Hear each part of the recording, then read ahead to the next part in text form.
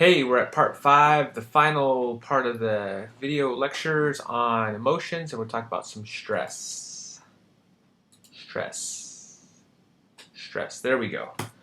So the first thing is this thing usually shows up on the AP exam. This is a pretty important one. The general adaptation system, or GAS, right?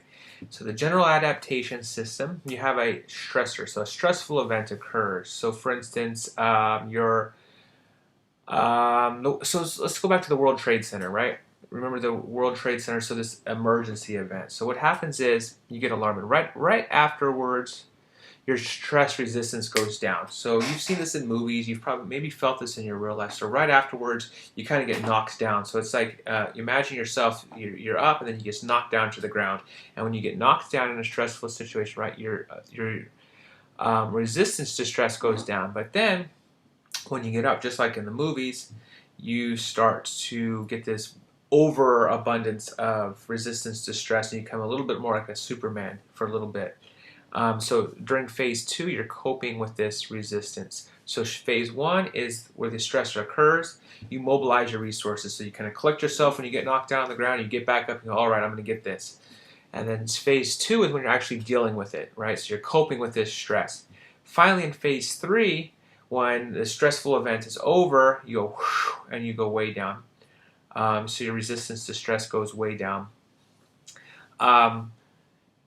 This is one of the reasons why people, when they go on vacation, oftentimes people who go on vacation will actually get sick on vacation. The reason why is because right before you go on vacation, a lot of times when you're in the real world, you're trying to do a lot of extra stuff to get ready to go on vacation. So you're trying to work extra hard so that you can go on vacation and not have as much stuff to worry about or not leave your job in a lurch.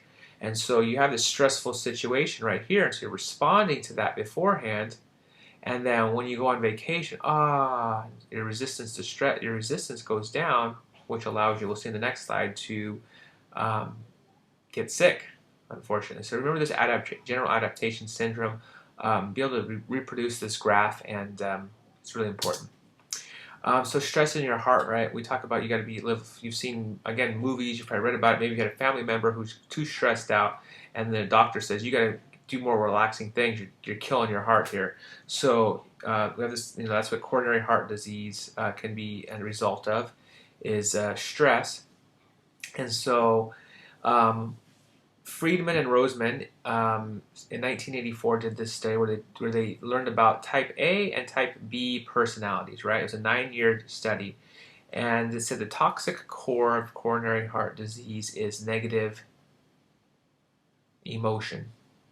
All right, so people who have negative emotions tend to get sick or have heart disease more than people who don't, right? So there's another reason to smile more.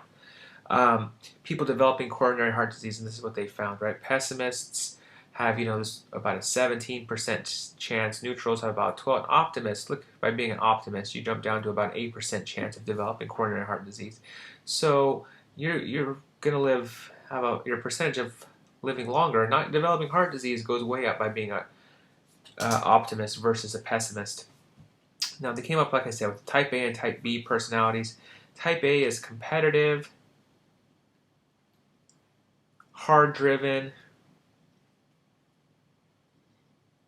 They're usually verbally aggressive,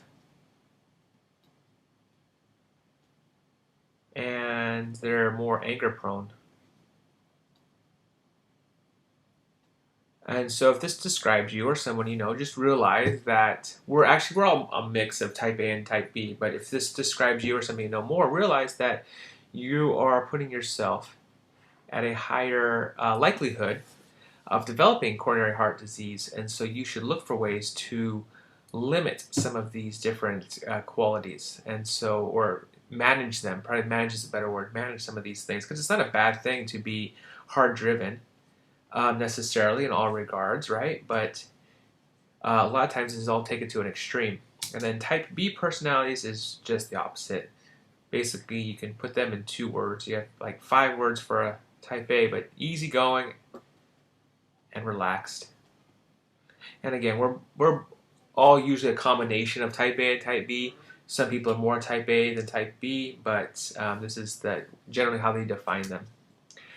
So stress and disease, there's this study Psychoneuroimmunology, PNI for short, right? So you don't have to say that whole mouthful over and over again. That's the study of how psychology, neural, and endocrine processes together affect the immune system and the resulting health. So this is like the study of that.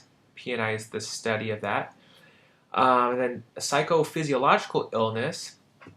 That literally means mind-body illness. So something, your mind is affecting your body. So psychophysiological illness is any stress-related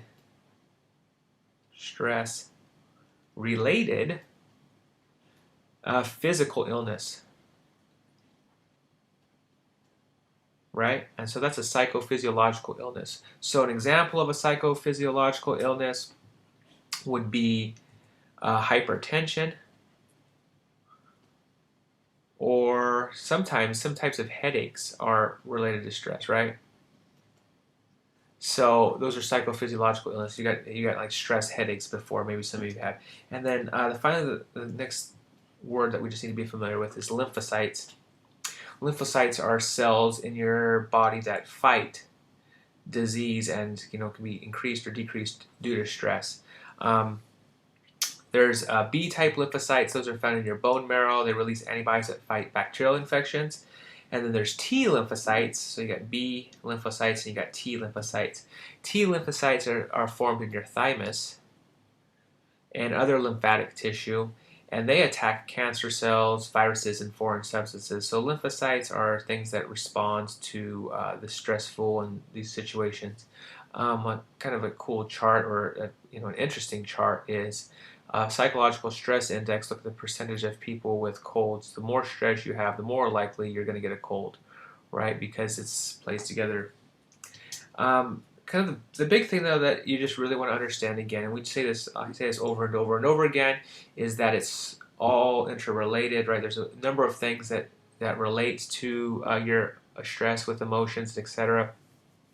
So if you have a persistent stressor or negative emotions, that could do two things. It can lead to unhealthy behavior, right? So that's where smoking, drinking, poor nutrition, poor sleep can come in, right? So sometimes your stressful life can lead to those types of behavior, right? You've heard the expression, he's going to lead me to drink, or I need a cigarette just to calm down, right? These are negative physical things to do.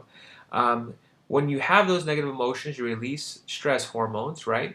So you release these stress hormones in your endocrine system, and then as a result of that, stress hormones have as a result, your immune system is suppressed. That means your immune system goes down. It's not as powerful. You can be led to heart disease, right? Remember, we saw 18% of pessimists have an opportunity to develop coronary heart disease. And then your autonomic nervous system effects, so headaches, high blood pressure, and these types of things are a result. Because if you're constantly stressed out, right, one of the things for your autonomic nervous system, your sympathetic nervous system, is to increase your breathing rate, increase your blood pressure, dilate your eyes, and all these things can lead to headaches, to high blood pressure, and can lead to negative things. So again, keep those emotions in check, and you'll live most likely a healthier life. Thank you.